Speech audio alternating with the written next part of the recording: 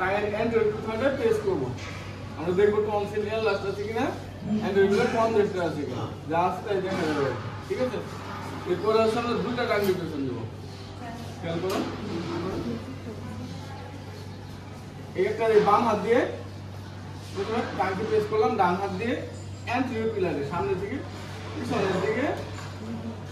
press করব কিভাবে দেখো এর পাশে দেখেন এদিকে ঘুরে দেখি পজিশনটা হচ্ছে না হাত এই যে এর টাইমকে প্রেস করলাম এই ইউগুলো পাশে অ্যান্টিরিয়র পিলারকে প্রেস করব সামনে থেকে পিছনের দিকে এই এগুলো দুটো বের করে ফেলবো আবার দিব ডান হাত দিয়ে টাইমকে প্রেস করলাম বাম হাত দিয়ে অ্যান্টিরিয়র পিলারকে প্রেস করব মানে তোমার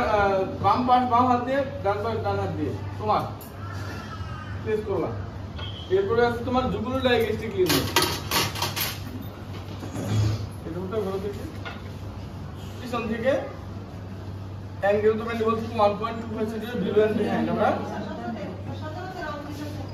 কি করব কমপ্লিট করব এই নেকটা সেল সাইডে একটু টিল্ট করে নিতে হবে ঠিক আছে এখন এখানে লিম্ব পালপেশনের ব্যাপারে দুইটা পয়েন্ট একটু কন্ট্রোভার্সি আছে দুইজন স্যার বলে সব পালপেট করো বাট অধিকাংশের পছন্দ হচ্ছে শুধু জুগুলো ডায়াগ্নস্টিক দেখতে বলতে হবে but when you are asked to examine the lymph node then you will palpate the all the lymph nodes lymph node palpation তোমরা দেখছো না তাহলে আমি আবার একটু দেখাই দিচ্ছি যে ঘোড়া দিয়ে শুরু করো পিছন থেকে সব হ্যাঁ দেখো মনে আছে কিনা এই যে সাবমেন্টাল সাবমেন্টিবুলার টিউবিকুলার পোস্টারিকুলার তারপর হচ্ছে তোমার অ্যান্টিরিয়র চেইন বরাবর এটা হচ্ছে level 2 level 3 level 4 then along the posterior chain this level 5 submental কি লেভেল 1 আচ্ছা অপোজিট সাইডে আবার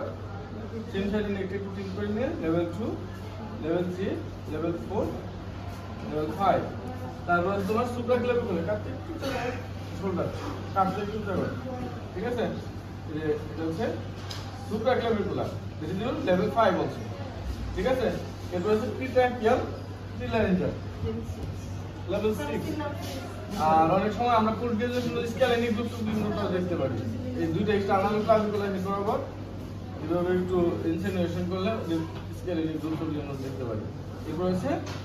এটা হচ্ছে সাবঅক্সিপিটাল ঠিক আছে এই হচ্ছে আমার লিম্ব পালপেশন কারণ কোনো কনফিউশন আছে কিনা বলো